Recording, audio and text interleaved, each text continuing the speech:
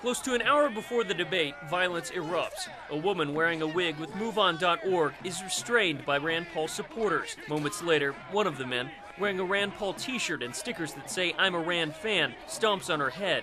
The woman, Lauren Valley, says she's with Republic Corps and was trying to give Rand Paul a sign expressing her belief that the Republican is tied to corporate interests. These supporters are not very nice to me and my message, which is the same as everyone else. Just wanted to get out here with a sign, but I got my head stepped on. She was later questioned by police. The incident distracted but did not derail the final debate between Conway and Paul. They can't afford President Obama's $1 trillion spending, President Obama's $2 trillion debt.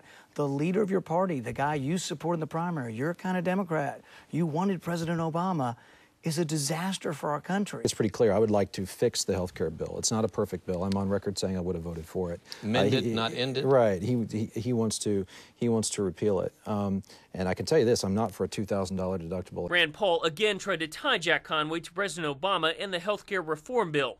In return, Conway tried to appeal to seniors by saying that Paul supports a $2,000 Medicare deductible. The only reference to Conway's recent attack ad that drew criticism came well into the debate with this exchange. I do know in Kentucky that Kentuckians know you don't attack a man's dog and you don't attack a man's horse. But I will say this. But you can't attack a man's religion, right? Well, I questioned your actions. That's okay, right? I questioned your actions, not your faith. Yeah. Paul referred to his platform several times, saying that the country has, quote, a spending problem. Conway continued to push that Rand Paul's prescription for Kentucky was wrong. Conway defended the stimulus plan, but never once mentioned the president by name. Bennett Haberly, Fox 41 News.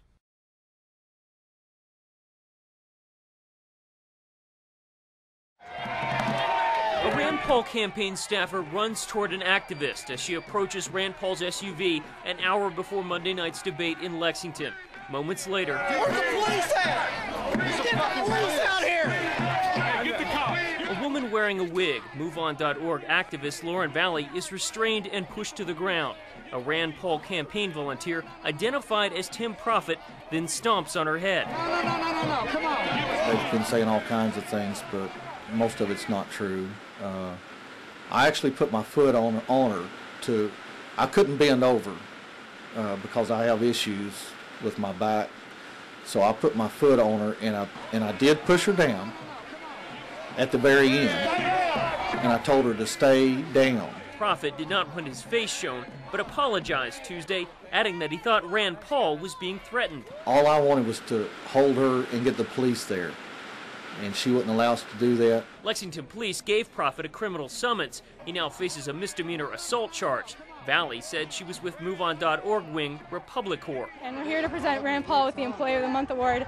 However, these supporters are not very nice to me and my message, which is the same as everyone else. Just wanted to get out here with a sign, but I got my head stepped on.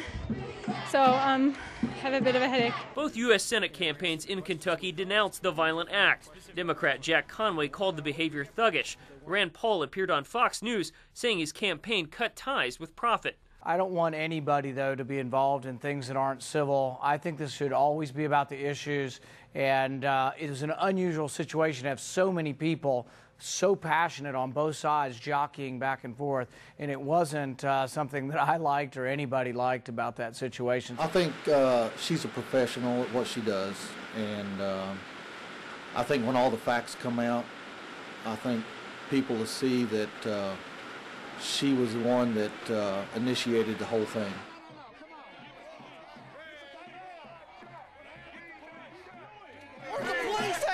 A man in a checked shirt and a dark baseball cap pushes MoveOn.org activist Lauren Valley to the ground before Monday's Senate debate in Lexington.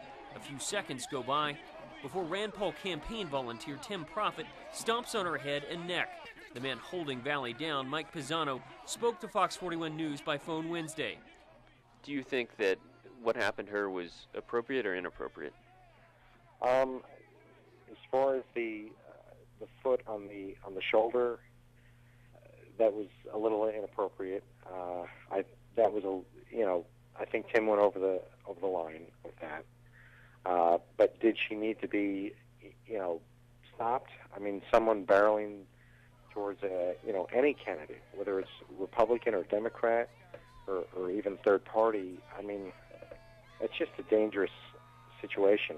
Pisano says he gave a statement to Lexington police. Authorities have not ruled out the possibility of charging others. Valley was not charged, but is admitted to her role in the stunt. I was just trying to protect Rand. I was more worried for Rand's safety than anything else. When people start yelling, stop that woman, it's like, yelling fire. Well, what do you do when people yell fire? You don't just sit there.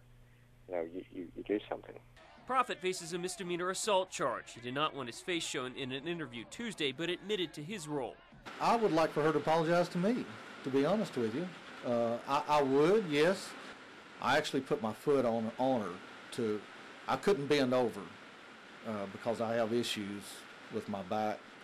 So I put my foot on her, and I did push her down at the very end, and I told her to stay down.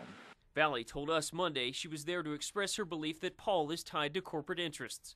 However, these supporters were not very nice to me, and my message, which is the same as everyone else, just wanted to get out here with a sign, but I got my head stepped on. I don't know what her real intentions were. Maybe she was telling the truth. I don't know, but I think, she definitely went over the line as well.